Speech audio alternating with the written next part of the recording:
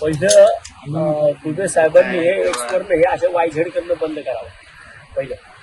आणि जर अशा प्रकारे जर ते बोलणार असेल तर मला वाटतं की मला तर पहिल्यांदा त्यांचं अभिनंदन करावं लागेल.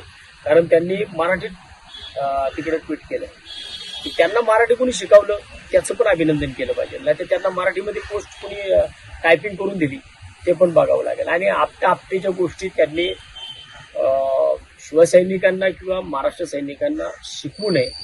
आम्ही आपत्ती करत नाही, आम्ही फोडाफोडी करतो आणि आम्ही काय तयारीतच असतो. त्यामुळं आपत्तीच्या गोष्टी त्यांनी आमच्या समोर करू नये.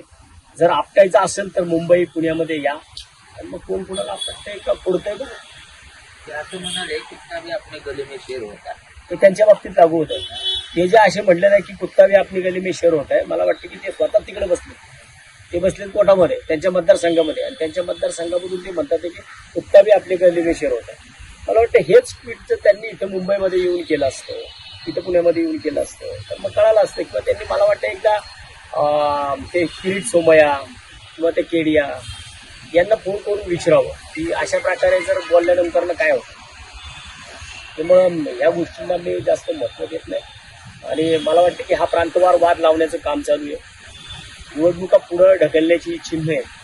तर प्रांतवार वाद लावून कुठेतरी दंगली घडवायच्या आणि कुठेतरी दंगली घडवून मग त्याच्यामधून परत हे करायचं की निवडणुका अशी परिस्थिती निर्माण झाली आणि मग त्यामुळे निवडणुका पुढे गेल्या. मला वाटतं हे काय करून उपयोग होणार नाही. त्याने आता प्रत्यक्षामध्ये निवडणुकीला सामोरं जावं आणि निवडणुकीला सामोरं जाऊन जे काय असेल ते करावं. सारखं तीन बऱ्या कुठनं तरी यायचं आणि कुठं तरी काहीतरी वाद वाढवत बसायचं त्याला काय अर्थ नाही.